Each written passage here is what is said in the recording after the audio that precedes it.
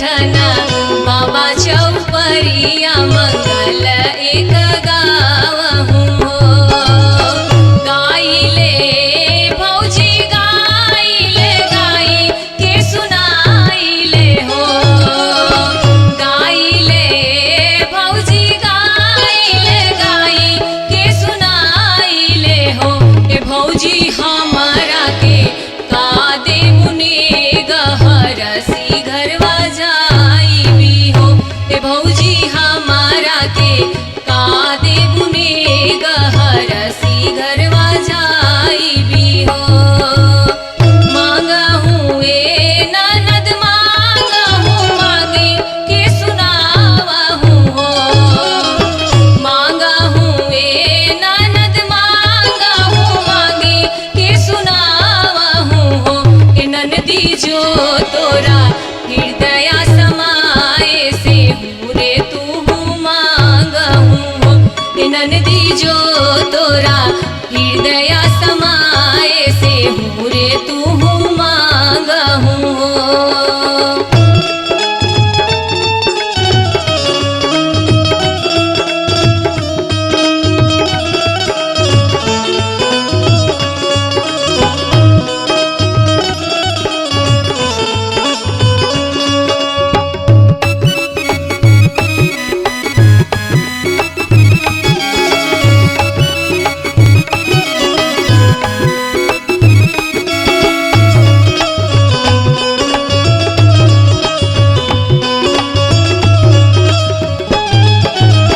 देवो में ननद देवो हमना के नथुनिया देवो अवरु झूलनिया संगे हो।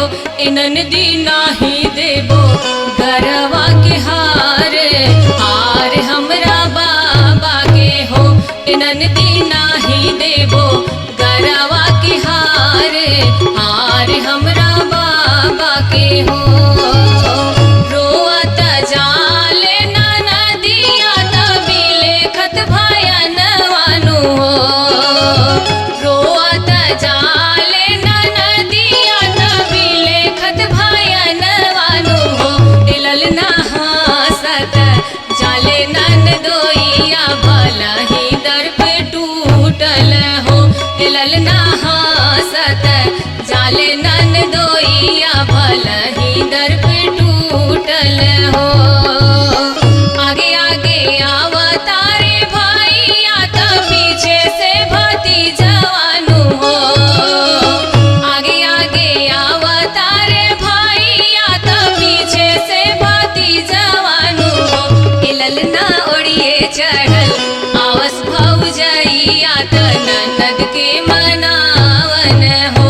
ए ललना ओढ़िए चढ़ल आवस भौजैया त ननद के मनावन हो।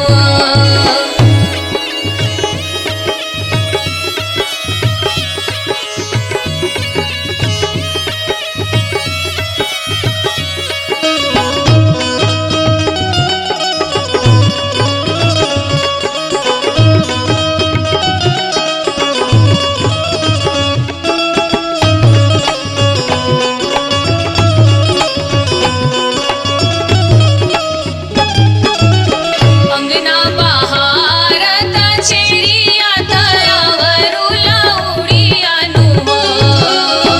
अंगना बहारत चेरिया तरावरु लौड़ियानु हो।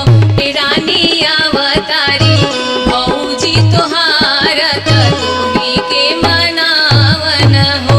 ए रानी अवतारी भौजी तोहारत तोही के मनावन हो।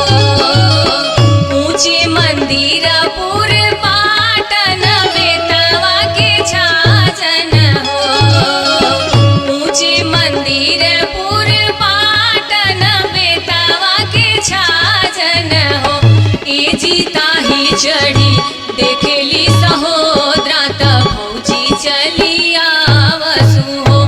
ए जीता ही चढ़ी देखेली सहोदरा त भौजी चली आवसु हो। चिड़िया खोरी खोरी डांसे बिछावना त भौजी मोरे आ गईली हो।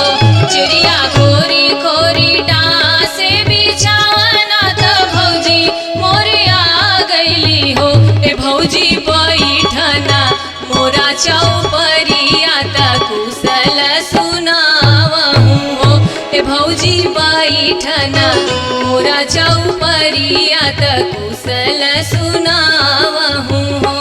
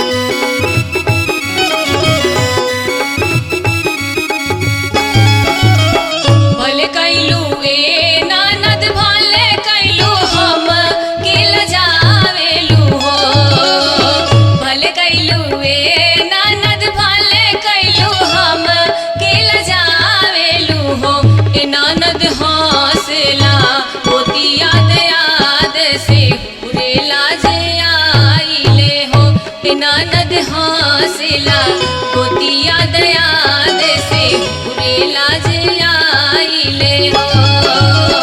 भले कैलू ए भौजी भले कैलू भले चली आइलू नु हो।